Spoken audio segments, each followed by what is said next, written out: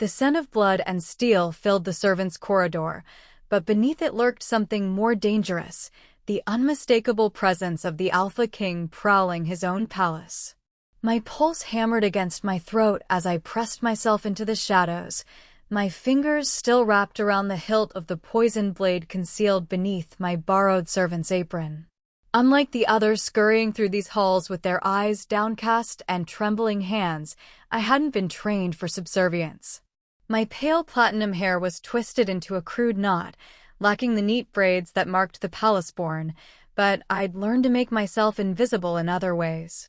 "You there, girl," barked the head steward, his meaty hand clamping onto my wrist. "The king's chambers need fresh linens. 3rd floor, west wing. And be quick about it." I bit the inside of my cheek until I tasted copper. Obedience was a mask afforded to those who hadn't watched their families burn. 7 nights ago, I had been tracking game through the ash-covered ruins of my village when I'd made my vow, the Alpha King's life for the lives he'd stolen. My mother's silver bracelet pressed cold against my skin, hidden beneath the rough fabric they'd given me. "Survive, Valira," she had gasped, her hand clutching mine as the smoke filled her lungs. "Survive and make them pay." Hi friends, if you're hooked in and ready to enjoy the story, please click subscribe and let me know in the comments where you're watching from, because tomorrow I'll be giving you another story as interesting as this one so you don't miss it. Alrighty, now let's keep going. The bracelet was engraved with wolf tracks circling a crescent moon, a relic from the borderlands before Kashan's armies swept through and turned free territories into graveyards. I carried it not as jewelry, but as a reminder of exactly why I'd infiltrated this gilded prison. The corridor to the west wing stretched before me like a throat waiting to swallow me whole. Torches cast writhing shadows on stone walls, and with each step, my Omega instincts screamed at me to turn back, to flee, to abandon this suicide mission. But I'd come too far. Traded too much. My hand tightened on the concealed blade. The massive oak doors to the royal chambers stood before me, flanked by guards whose scars told stories of battles won and enemies destroyed. I kept my eyes down, my breathing steady, every muscle coiled like a spring. Just a servant. Just another invisible body moving through the king's domain. "Enter," came a voice from within, dark, commanding, rolling through the wood like distant thunder. My fingers trembled as I pushed open the door. The chamber beyond was a study in controlled violence, weapons mounted on walls like trophies, furs draped over furniture carved from black oak, and in the center of it all, standing before floor-to-ceiling windows that framed the night sky. Him. The Alpha King turned to face me, and the world tilted on its axis. Kashan was even more devastating in person than the story suggested. Dark hair fell past his shoulders, partially braided in the warrior style, framing a face that could have been carved by a cruel god, all sharp angles and brutal beauty. But it was his eyes that stopped my heart. Amber, burning like molten gold in the firelight and fixed directly on me with an intensity that made my knees threaten to buckle. And then it hit me. Not gradually. Not gently. Like a wolf's jaws snapping shut around my throat. The mate bond. No, this couldn't be happening. Not him. Not the monster who'd ordered the destruction of everything I loved. "Well," he said, his voice dropping to a dangerous purr as he took a step closer. "What have we here?"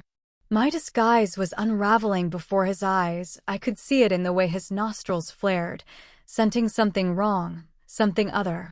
My hand moved instinctively toward the hidden blade, but he was faster. In one fluid motion, he crossed the distance between us and caught my wrist, pinning it against the door frame. "Did you really think," he murmured, his breath hot against my ear, "that I wouldn't notice an assassin in my home?" Terror and something far more primal surged through me. The mate bond pulsed between us like a living thing, trying to force submission, trying to make me melt into his touch. I felt his body tense as it hit him too, that unmistakable recognition, the cosmic joke that had bound me to my enemy. "Let me go," I managed, proud that my voice didn't shake. His laugh was low and dark. "Oh, little assassin. I don't think so." His free hand moved to my throat, not squeezing, just resting there, a reminder of how easily he could end me.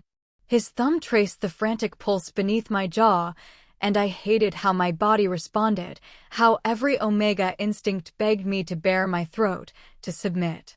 "I should kill you for this," he said conversationally, as if discussing the weather. "String you up in the courtyard as a warning to anyone else foolish enough to try." "Then do it," I spat, meeting those burning amber eyes with all the defiance I could muster. "I came here expecting to die." Something flickered across his face, surprise, perhaps, or intrigue. His grip on my wrist loosened slightly, though he didn't release me. "But where's the fun in that?"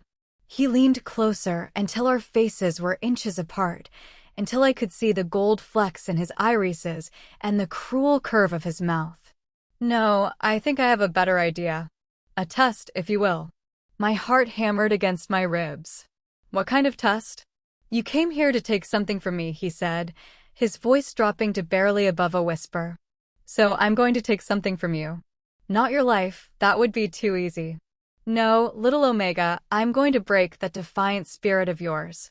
He released my wrist and stepped back, giving me space, but blocking the only exit. The mate bond writhed between us, making the air thick and charged. "Here are the terms," Cashin said, his eyes never leaving mine. "You will spend tonight in my chambers. In my bed. If you can endure until dawn without breaking, without begging, without crying, without submitting, I'll grant you your freedom. Safe passage from my kingdom, and I'll never hunt you." I stared at him, trying to process what he was offering. "And if I refuse? Then I'll execute you now. Quick and merciful." He tilted his head. "Or you can try to run, and I'll hunt you down like prey. Either way, you die. This," he gestured between us, "is your only chance at survival." The cruel irony wasn't lost on me.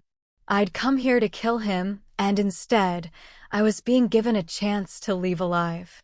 But the cost. "You won't touch me?" I asked, hating how small my voice sounded. "Oh, I didn't say that." His smile was predatory. "I said if you endure. I never promised to make it easy." Every instinct screamed at me to refuse, to die with my hatred intact rather than spend a night at this monster's mercy. But my mother's last words echoed in my mind, "Survive." "Fine," I said, lifting my chin. "I accept your twisted bargain." "Good." Cashin's smile widened, showing teeth. "But know this, little assassin, I don't play fair, and by morning, you'll be begging me to claim you." "I'd rather die." "We'll see." He reached out and pulled the servant's apron from my shoulders, then the rough outer dress, leaving me in the thin shift beneath. My mother's bracelet gleamed against my skin, and his eyes fixed on it with sudden intensity. "A Borderlands relic," he said softly, something unreadable crossing his face. "Where did you get that?" "From my mother," I said through clenched teeth. "Before your armies killed her." The words hung in the air between us like a blade. For a moment, something that might have been regret flickered in those amber eyes. Then it was gone, replaced by cold determination. "Then you have even more reason to hate me," he said. "This should be interesting." He turned toward the massive bed that dominated the far side of the chamber, then looked back over his shoulder. "Come, little assassin. Let's see if you're as strong as you pretend to be." I followed him on shaking legs, each step feeling like a betrayal of everything I'd sworn to avenge. The mate bond pulsed and pulled, trying to convince me that this predator was safety, that this monster was home. I'd never hated anything more than I hated that bond in that moment. As I climbed onto the bed, meeting his eyes across the furs and silk, I made myself a promise. I would survive this night. I would earn my freedom. And someday, somehow, I would make the Alpha King pay for everything he'd taken from me. Even if my treacherous body was already responding to his nearness. Even if some dark, primal part of me wanted to surrender. Even if surviving this night might destroy me more thoroughly than any blade ever could. The Alpha King settled beside me, close enough that I could feel the heat radiating from his skin, and smiled that cruel, beautiful smile. Let the game begin. Cashin circled me slowly, like a wolf assessing wounded prey. The mate bond thrummed between us with each step he took, an invisible chain trying to drag me toward him. I held my ground, though my legs trembled beneath the thin shift that was now my only armor. "Let me make this perfectly clear," he said, his voice a dark caress that made my skin prickle. "You came into my home with poison and steel, intending to end my life. By law, I could have you flayed alive in the courtyard, your screams echoing for days as a lesson to anyone who dares challenge their king." I swallowed hard, but kept my chin lifted. "Then why haven't you?" He stopped directly in front of me, so close I had to tilt my head back to meet his eyes. The firelight cast shadows across his face, making him look more demon than man. "Because you interest me, little assassin. That fire in your eyes, that defiance even as you shake with fear, I want to see how long it takes to extinguish it." His hand moved to my jaw, fingers gripping just tight enough to make his point without causing pain. "So here's my offer. You'll stay in this room tonight. In that bed." He gestured toward the massive four-poster draped in black furs. "With me. If you can endure until dawn without breaking, without begging me to stop, without crying, without submitting to what your Omega nature demands, I'll let you walk out of here. Free, unharmed, with safe passage beyond my borders." Hope flared in my chest, dangerous and unwanted. "You'll just let me go? I'll give you papers bearing my seal. No one in my kingdom will touch you." His thumb traced my lower lip, and I hated how my breath hitched. "But if you break, if you submit, if you beg." His smile was cruel. "Then you belong to me. Body and soul. My mate. My queen. My possession." "That's not a choice," I said, my voice barely steady. "That's torture." "No, little one." He leaned closer, his lips brushing the shell of my ear. "Torture would be killing you outright and being done with it. This is a gift. A chance. Most wouldn't get that much." The heat of his breath against my skin sent unwanted shivers down my spine. The mate bond roared, demanding I lean into him, demanding I accept what fate had supposedly ordained. I bit down on the inside of my cheek until I tasted blood again. "What exactly does endure mean?" I forced out. Cashin pulled back enough to look into my eyes, and what I saw there made my stomach drop. "Hunger. Challenge. Dark promise. It means I'm going to test every limit you have. Push every boundary. Use every weapon at my disposal, and little assassin, I have many." His hand slid down my throat, resting over my racing pulse. "I'll learn every weakness, every crack in that fierce armor. And I won't stop until you either shatter completely or prove yourself stronger than any Omega I've ever encountered. And you won't force. I don't need to force anything." His laugh was low and dangerous. "Your body already knows who it belongs to. I'll just help you accept what you're fighting." He released me and stepped back, and the absence of his touch felt like both relief and loss. "So what will it be, Valira of the Borderlands? Death now, or the chance to walk free at dawn?" I met his burning amber gaze, my mother's bracelet cold against my wrist, a reminder of why I'd come here. "Survive," she'd said. "Whatever it takes." "I accept," I whispered. Cashin's smile was pure sin. "Good. But know this, little assassin." He moved behind me, his breath hot against my ear, his body a wall of heat at my back. "I don't play fair." The chamber door closed behind me with a finality that echoed in my bones. Heavy iron locks slid into place, each one a nail in the coffin of my escape. I stood frozen in the center of the room, taking in what would be my prison until dawn.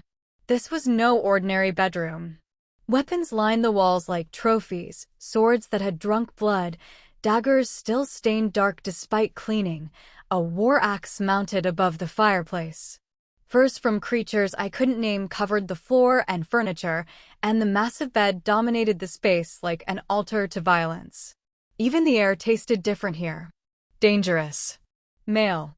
Alpha. Having second thoughts? Cashin's voice came from behind me, Too close. I spun to face him, but he'd already moved, circling to my left with predatory grace. No. Liar. He was behind me again, somehow, though I hadn't seen him move. His fingers brushed my shoulder, trailing down my arm. Your pulse is racing. I can smell your fear. The mate bond flared where he touched me, sending heat spiraling through my body. I jerked away, putting the bed between us. Don't touch me. But that's the game, isn't it? He stalked around the opposite side, matching my movements. To see how much you can take before you break. Before you beg me to touch you. That will never happen. Cashin laughed, low and dark. We have all night, little assassin. And I'm very patient. He shed his shirt in one fluid motion, revealing a torso carved with muscle and decorated with scars.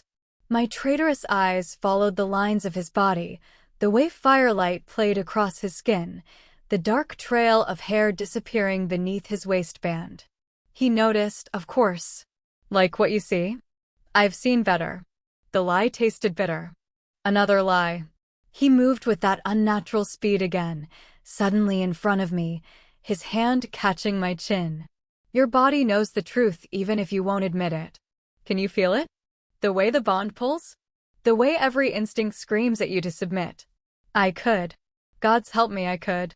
My skin burned where he touched me, my omega nature flooding me with the need to please, to offer my throat, to accept my mate. I fought it with everything I had, channeling the memory of smoke and screams and my mother's dying breath. I hate you, I whispered. Good. His thumb traced my lips again, that same maddening touch from before. Hold on to that. You'll need it. He released me abruptly, stepping back. Strip. My heart stopped.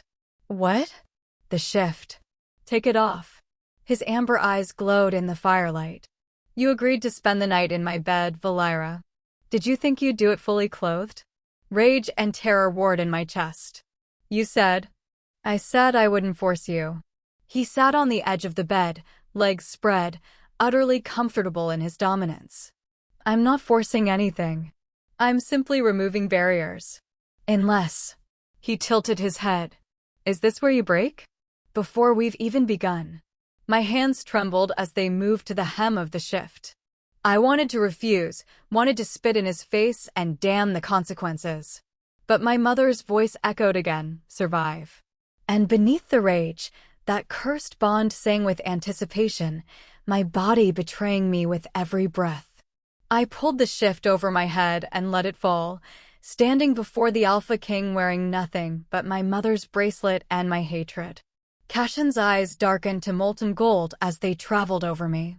Beautiful, he murmured. Now come to bed, little assassin. Let's see how long that fire lasts. Hours had passed in suffocating silence. I lay rigid on one side of the massive bed, Cashin on the other, with what felt like an ocean of furs between us, yet somehow not nearly enough distance. Every breath he took echoed in the darkness. Every shift of his body sent the mate bond thrumming through me like a plucked string. I'd survived his circling, his questions designed to provoke, his deliberate touches that set my skin aflame. I'd survived by retreating into memory, into ash and blood and the promise I'd made over my mother's body. But now, in the deep hours before dawn, the silence was its own kind of torture. You're not what I expected, Cashin said finally, his voice rough in the darkness. I didn't respond, keeping my eyes fixed on the ceiling. Most would have broken by now. Begged. Submitted. He shifted, and I felt the bed dip slightly. But you're still fighting. Still hating me with every breath. Is there a point to this? My voice was hoarse from hours of silence. I had a mate before you.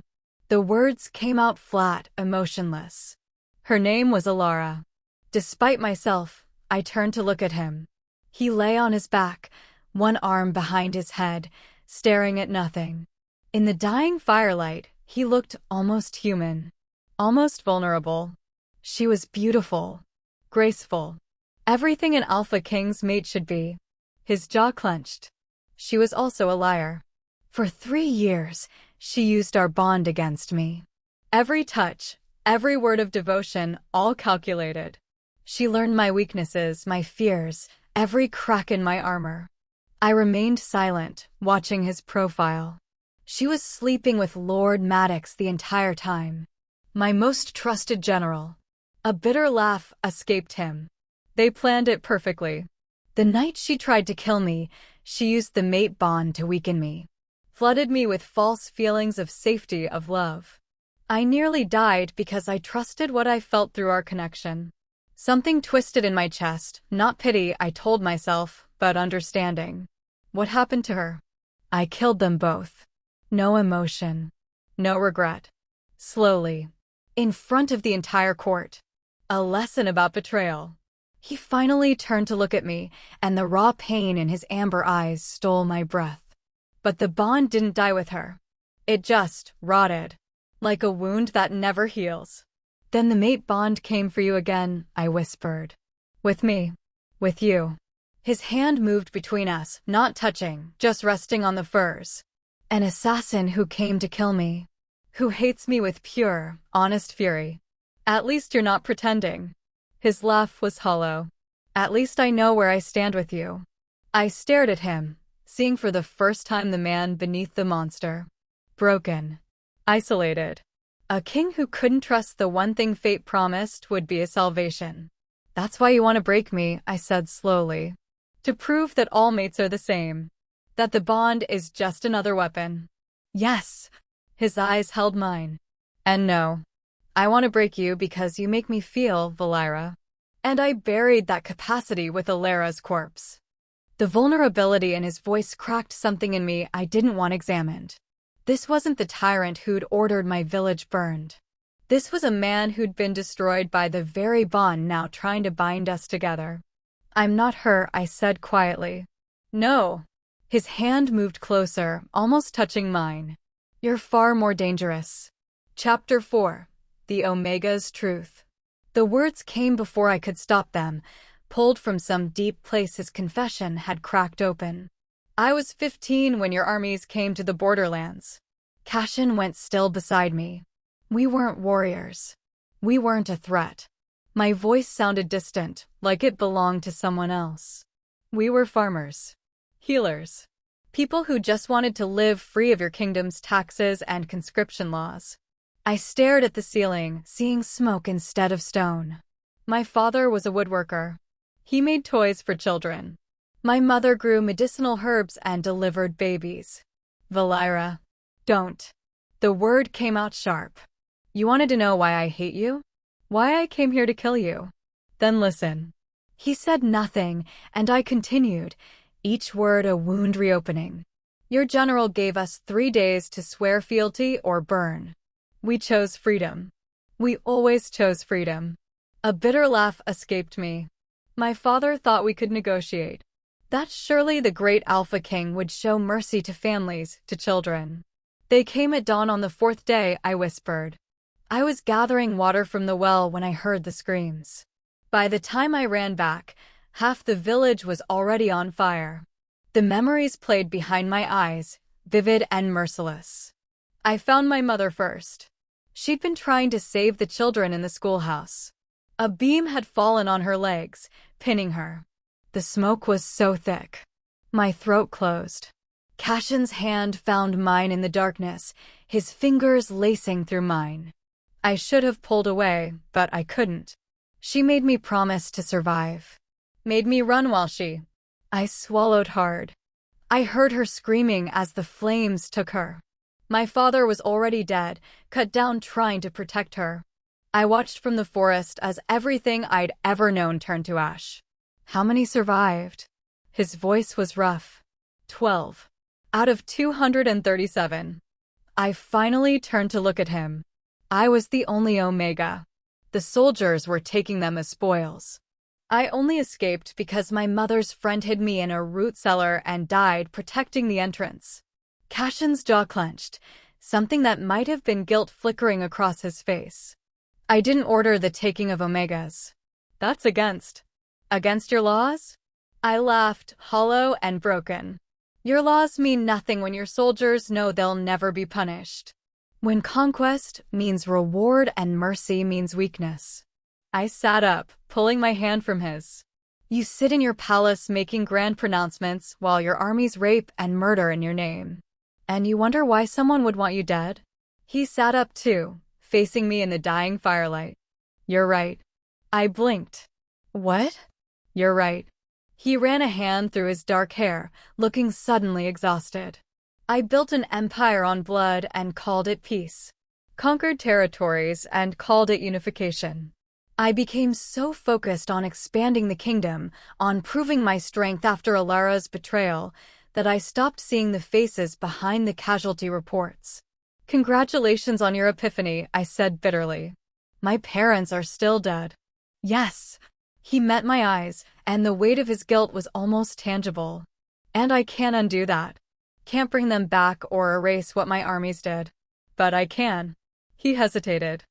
I can try to be better. Reform the laws. Punish those who violated them. Why? Because your fated mate happened to be one of their victims. I shook my head. That's not justice. That's just convenient guilt. No. His hand reached for mine again, and this time I let him take it. Because you're right. And because I've been hiding behind the crown for so long, I forgot there were real people bleeding for my ambitions. We sat there in the silence, two broken people holding hands in the darkness, the mate bond humming softly between us, not demanding, just present.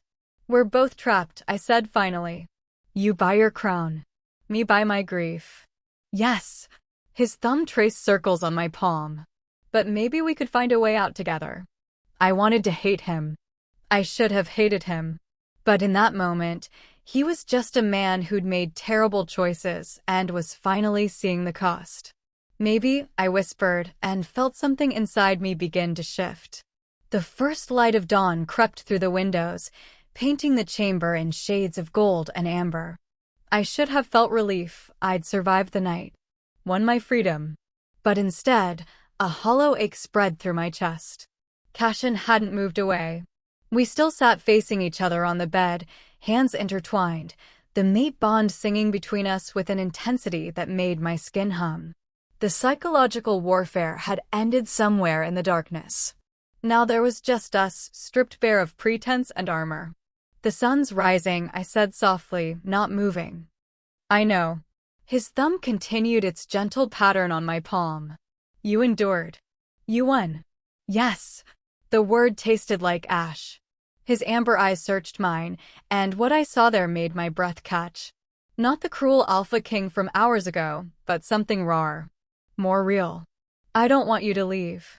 The confession hung in the air between us, dangerous and honest. The mate bond surged in response, flooding me with warmth, with rightness, with the overwhelming certainty that this man was mine and I was his. You have to let me go, I said, even as everything in me screamed to stay. That was the bargain. I know. He raised our joined hands, pressing his lips to my knuckles. The gesture was so tender it hurt. But bargains can be renegotiated. You could stay. Not as my prisoner. As my mate? I finished, my voice barely a whisper. Your queen. As my equal. His other hand cupped my face, thumb tracing my cheekbone. Help me rebuild what I've broken. Reform the kingdom. Make sure what happened to your village never happens again. Tears burned behind my eyes. I can't just forget. I'm not asking you to forget. He leaned closer, his forehead resting against mine. I'm asking you to let me spend the rest of my life trying to make amends. To be worthy of you. The mate bond roared between us, amplified by proximity and emotion. My omega nature begged me to bare my throat, to accept, to finally stop fighting what fate had ordained. But it wasn't the bond making my heart race now. It was him. The wounded king who'd shown me his scars. The man who'd listened to my grief without making excuses. I hate that I don't hate you anymore, I whispered. I know. His breath mingled with mine, warm and intimate. I hate that I need you. That the thought of you walking out that door makes me feel like Alara's blade is in my chest all over again. Cashin. Stay.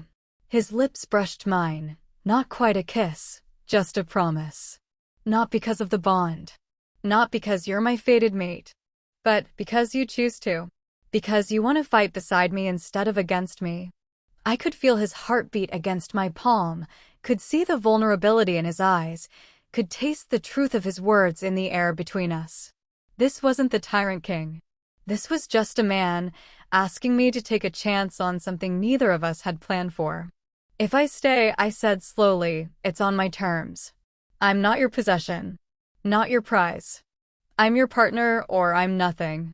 Partner, he agreed immediately. Equal in everything. And you truly reform the Borderlands laws. Prosecute the soldiers who... Yes. No hesitation. All of it. I swear it. The sun climbed higher, casting light across his face. I could leave. I'd won my freedom fairly. But looking at him now, feeling the mate bond settling into something deeper than instinct, I realized the truth. I didn't want to go. One condition, I said. Anything. Kiss me. Not because of the bond. Not because you're trying to break me. But because you want to. His smile was slow and genuine, nothing cruel about it. Valira, I've wanted to kiss you since the moment you tried to kill me. When his lips met mine, it wasn't the mate bond that made me melt into him. It was choice. It was trust. It was the beginning of something neither of us had believed possible, something real. The kiss deepened, his hands tangling in my hair as mine found the warm skin of his back. For one perfect moment, there was nothing but us, no past, no pain, just the rightness of finally surrendering to what we both wanted. Then the bells began to ring. Cashin pulled back, his entire body going rigid. That's the alarm.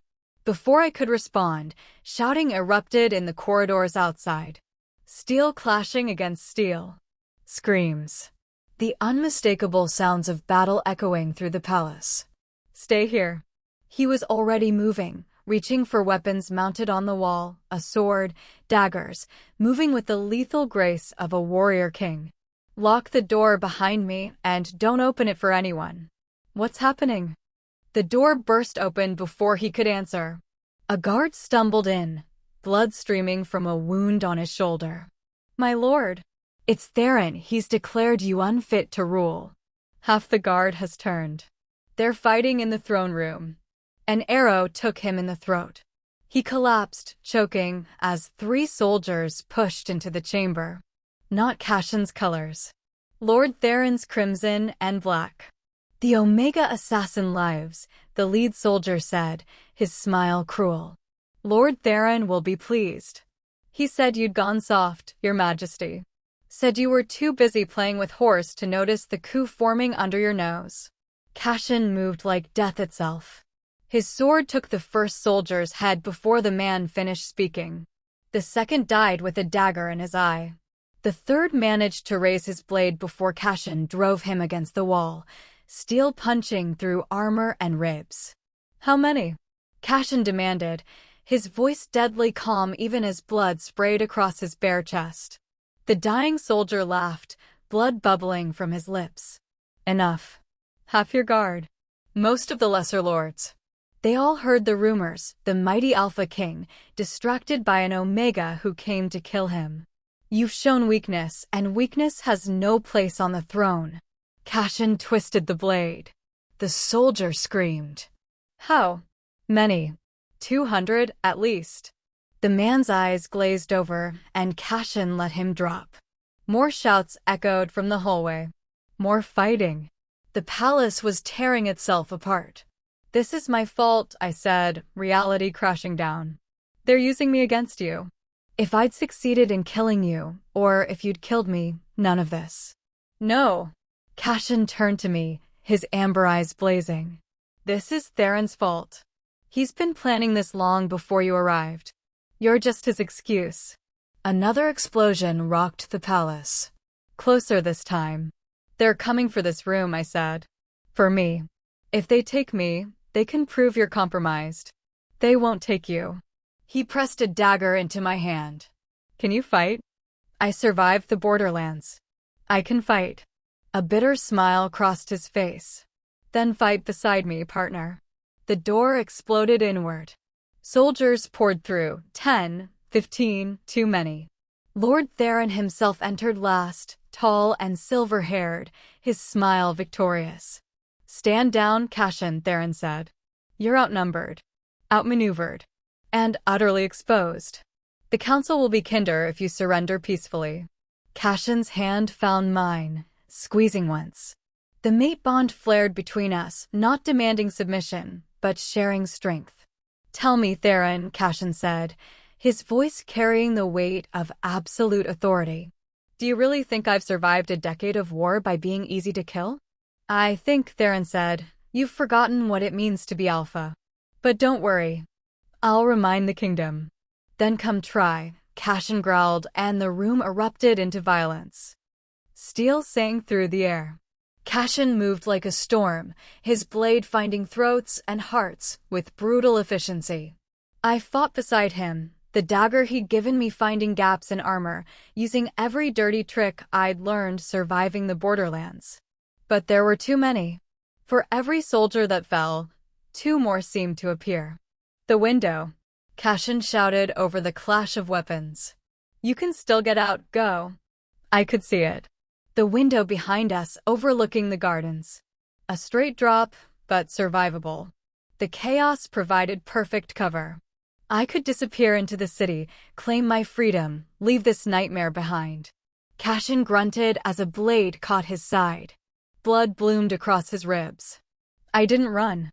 Instead, I saw something that made my heart race. The way Theron's men moved, the formation, the precise coordination.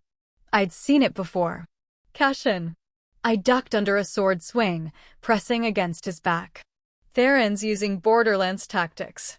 The pincer formation, I know how to break it." "How?" "The left flank. They're overextended. If we—" A soldier lunged at me. Cashin's blade took his head. "Tell me." "The third man from the left, he's the anchor. Kill him and the formation collapses." Cashin's eyes met mine for one brief moment, then he moved. His sword found the soldier I'd indicated, and just as I'd predicted, the tight formation wavered. "The opening we needed." "For the king." A voice roared from the doorway. Commander Wraith burst through with 24 loyal guards, crashing into Theron's forces from behind. The tide turned. Within minutes, Theron's soldiers were either dead or surrendering. The Lord himself stood alone, his silver hair disheveled, blood on his hands. "You were trained by Borderlands raiders," I said, stepping forward. "I recognize the formations. You learned from the same people my village hired to teach us self-defense." Theron's eyes narrowed. "Clever little Omega." "Yes, I spent years in the Borderlands. Learning how to fight, how to plan, how to exploit and manipulate," I finished. "You used my people's tactics against them." "Against us." Cashin moved to my side, his hand finding mine despite the blood covering both of us. "Any last words, Theron?" "You'll regret this," Theron spat. "The council will never accept an Omega Queen. Especially not an assassin who—" "The council," Cashin interrupted, his voice carrying absolute authority, "will accept who I choose. And I choose her." He raised our joined hands. "Not as my possession. Not as a spoil of war. But as my equal. My partner. My queen." The mate bond blazed between us, visible now in the way power seemed to shimmer in the air around us. Every wolf in the room felt it, the rightness, the strength of a true pair bond. "Valira of the Borderlands," Cashin continued, his eyes on mine, "you survived my test. You won your freedom. But more than that, you showed me how to be more than a conqueror. Will you stand beside me as we rebuild what I've broken?" I looked at Theron, seeing in him everything I'd hated about Cashin, the willingness to use people, to destroy for ambition, to see territory rather than lives. But Cashin had changed. Or maybe I'd finally seen who he truly could be. "Yes," I said. "As your queen. As your equal." Cashin's smile was fierce and genuine. Then he turned to Theron. "For crimes of treason, attempted murder, and conspiracy to seize the throne, Wait, I said softly. Cashin paused, looking at me questioningly. I stepped closer to Theron. My mother was a healer. She taught me that the best revenge isn't death, it's making the world better than the one that hurt you. I looked back at Cashin. Let him live. Stripped of title and lands, exiled to the borderlands he exploited. Let him see what he's done. Cashin studied me, then nodded slowly. As my queen commands. 3 months later, I stood in the throne room as Cashin signed the new laws. Protections for border territories. Death penalty for soldiers who harmed civilians. And most importantly, the Omega Protection Act, no forced bonds, no ownership, full legal rights. Your parents would be proud, Cashin murmured, his hand resting on my waist. I know, I said, looking at the document that bore both our seals. This is justice. Real justice. The Alpha King and the Omega Assassin, we'd both been broken by violence. But together, we were building something stronger than either of us alone. Not through conquest, but through choice. And that was the most powerful bond of all.